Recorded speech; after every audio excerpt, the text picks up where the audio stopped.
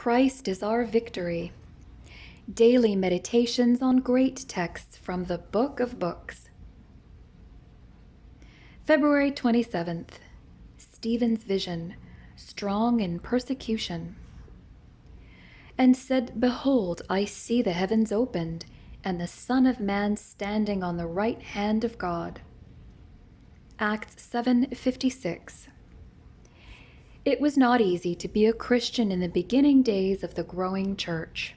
The greatest enemies of the early Christians were the Jews who believed they were already righteous. The teaching that Jesus was the Messiah brought danger to the whole structure of their religion. So they persecuted and put to death many who proclaimed the great truth that Jesus was indeed the Christ.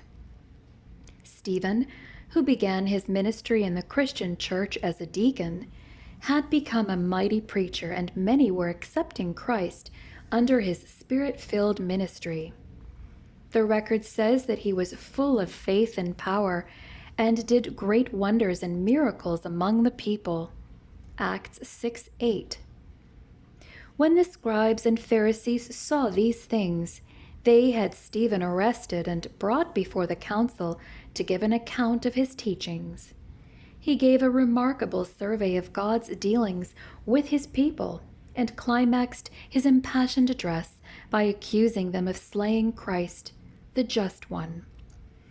Whereupon they thrust him outside the city and stoned him.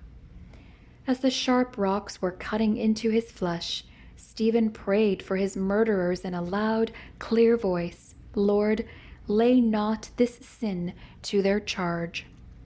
The vision of Christ standing at the right hand of God sustained Stephen in this hour of persecution. The vision of Christ enabled him to endure triumphantly the martyr's death. The vision of Christ carried him through the dark valley as he looked beyond the grave to the glorious hereafter. Stephen saw Christ in all his divine majesty and beheld him who once suffered on the cruel cross. Are you discouraged by those who make fun of your religion or persecute you for trying to spread the knowledge of Christ's return? Ask God for a new vision of Christ at the right hand of God, carrying on his mediatorial work for us.